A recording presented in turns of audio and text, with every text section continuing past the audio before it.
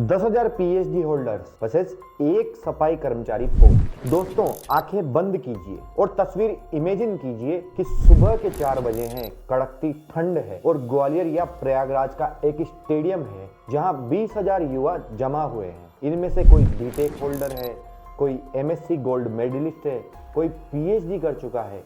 ये लोग किसी स्टार्टअप की हायरिंग के लिए नहीं आए। ये लोग नगर निगम में सफाई कर्मचारी और पियून की नौकरी के लिए लाइन में लगे हुए हैं। ये कोई नेटफ्लिक्स की डायस्टोपियन सीरीज का सीन नहीं है दोस्तों, ये 2025 के भारत की कड़ी सच्चाई है। भारत आज विश्व की फास्टेस्ट ग्रोइंग मेजर इकोनॉमी है। जल्द ही भारत $5 ट्रिलियन इकोनॉमी बन जाएगा। इस बात में कोई संदेह नहीं कि आने वाले वर्षों में भारत विश्व का ग्रोथ इंजन होगा। सवाल बड़ा चुभने वाला है। अगर देश 5 ट्रिलियन की इकोनॉमी की तरफ भाग रहा है और अगर हर दिन विश्व गुरु का नारा लग रहा है, तो फिर हमारे युवाओं का डिग्री का जनाजा क्यों निकाला जा रहा है? छात्र नौकरी मांगने पर लाठियां खा रहे हैं। 2 जून की रोटी मुहाल है। पेपर लीक ने लाखों छात्रों का भविष्य चौपट कर दिया है और देश को बताया जा रहा है कि अमृत काल आया है। क्या ये सिस्टम का फेलियर है या फिर एक सोची समझी स्ट्रेटेजी है?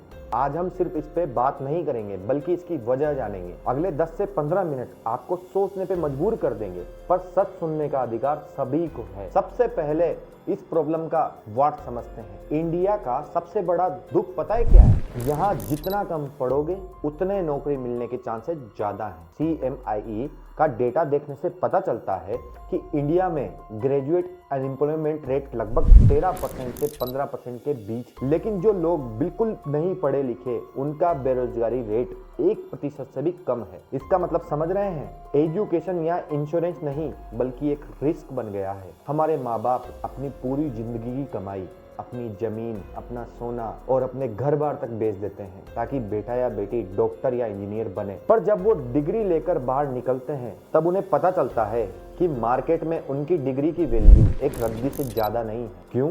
क्योंकि सिस्टम ने सिर्फ इंस्टीट्यूट खोली है, इंडस्ट्रीज नहीं। जब युवाओं ने रोजगार के लिए सवाल पूछा तो 2018 में हमारे प्रधानमंत्री ने एक इंटरव्यू में कहा कि अगर कोई पकोड़े बेचकर 200 रुपए कमाता है तो क्या वो रोजगार नहीं है? कोई न कोई व्यवसाय करेंगे, कमाई करेंगे, कोई एक व्यक्ति को रोजगार देंगे, कोई ऑटो रिक्शा चलाएगा, कोई पकोड़े की दुकान करेगा, कोई चाय की दुकान करेगा, कोई अखबार बेचने का काम करेगा, कोई कहीं डिपोजिट देकर के एजेंसी लेगा। ये सब चीजें रोजी रोटी कमाने की व्यवस्था हुई है कि नहीं हुई है? इसको रोजगार मानेंगे कि नहीं मानेंगे? अगर आप स्टूडियो के बाहर कोई पकोड़े बेचता है और शाम को 200 रुपए कमा करके घर जाता है, उस व्यक्ति को आप रोजगार मानोगे कि नहीं मानोगे? सर, लॉजिक के हिसाब से आप बात तो सही कह रहे हैं। काम कोई छोटा या बड़ा नहीं होता, लेकिन सवाल ये है कि क्या एक बाप ने अपनी बेटी को MBA इसलिए कराया था कि वो ठेला लगाए? अगर पकोड़े ही देश की इकोनॉमी का मॉडल है तो फिर IIT और IIM पर हजारों करोड़ का बजट क्यों खर्च हो रहा है? पकोड़ा स्टेटमेंट सिर्फ एक सेंटेंस नहीं था, ये सिस्टम की डिफेंसिवनेस थी।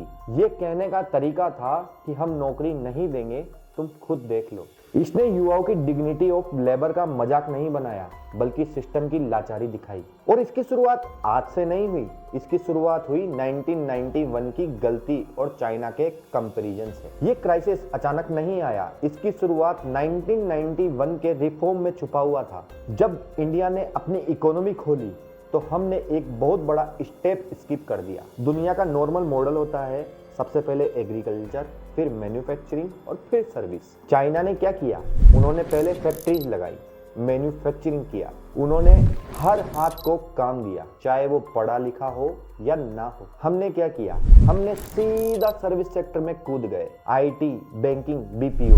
इसका नुकसान ये हुआ कि सिर्फ 10% हाई स्किल लोगों को उनकी नौकरी मिल गई, पर जो 90% बचे हुए लोग थे शहरों में रहने वाले, वो इलाइट नहीं थे, उनके लिए फैक्ट्रीज थी ही नहीं। हमने कंप्यूटर तो पकड़ा दिए पर हथौड़ा छीन लिया।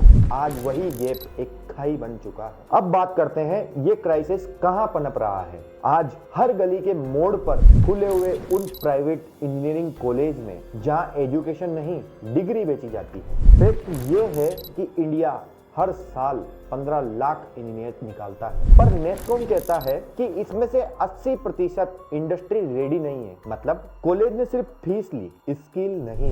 एक लड़का जो टायर 3 शहर से 10 लाख का लोन लेकर इंजीनियरिंग करता है, वो जब मार्केट में जाता है तो उसे 15,000 की नौकरी भी नहीं मिलती। यहाँ युवा डेप्ट ट्रैप में फंस जाता है। माँ बाप का प्रेशर, बैंक की EMI और हाथ में रद्दी का कागज जिसे डिग्री कहते हैं, ये सिस्टम की सबसे बड़ी कॉर्पोरेट लूट है। 2014 के इलेक्शन याद कीजिए, हर रैली में एक वादा था। हर साल 2 करोड़ नौकरियां देने का दावा करने वाली ये सरकार 10 साल में युवाओं को नौकरियां नहीं दे पा रही है। 20 करोड़ नौकरियों का बोझ है इस सरकार के कंधे पर। हम हर साल 2 करोड़ नौकरियां देंगे। हम चाहते हैं छोटे छोटे कारखाने लगे, हर गांव गली मोहल्ले में रोजगारी का अवसर पैदा हो और नौजवान अपने ही इलाके में रोजगार कमाए ताकि शाम को अपने माँ बाप के पास जाकर के बैठ सके, माँ बाप के साथ सुख दुख बांट सके। युवाओं की आंखों में चमक आ गई थी, लेकिन 2020 आते आते नैरेटिव बिल्कुल बदल गया। नेता कहते हैं सरकार सबको नौकरी नहीं दे सकती, तो सर वो 2 करोड़ का आंकड़ा क्या वो सिर्फ वोट लेने का विजन था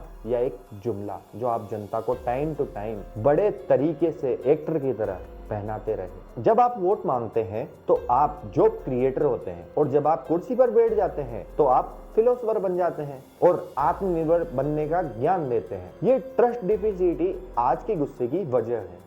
एमएसएमई का डेथ वारंट, ये भी सरकार द्वारा इश्यू किया गया था। सवाल ये है कि प्राइवेट सेक्टर जॉब्स क्यों नहीं बना रहा? क्योंकि इंडिया में 90% नौकरियां बड़े कॉर्पोरेट्स नहीं बल्कि एमएसएमई जैसे छोटे बिजनेसेस देते हैं। और एमएसएमई के साथ पिछले 8 सालों में क्या हुआ? हमारे देश की सरकार ने क्या किया? 2016 में डिमोनेटाइजेशन, केस इकोनॉमी की रीढ़ की हड्डी तोड़ दी गई।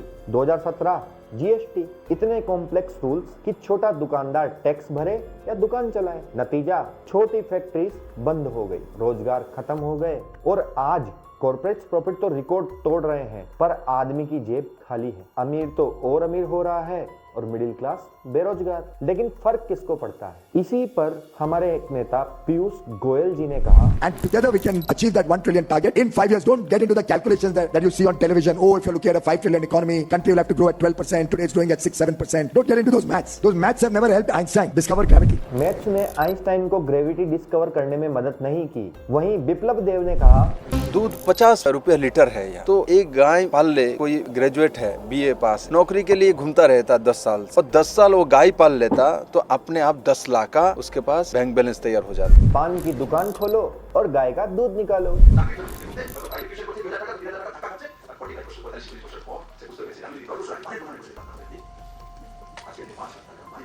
दोस्तों, ये स्टेटमेंट्स बताते हैं हमारे नेता डाटा से कितने कटे हुए हैं। जब एक स्टूडेंट्स यूपीएससी के लिए 5 साल दिल्ली में बैठकर आंखें फोड़ता है और नेता उसे कहते हैं कि पान की दुकान खोलो, तो ये उसकी मेहनत का मजाक है।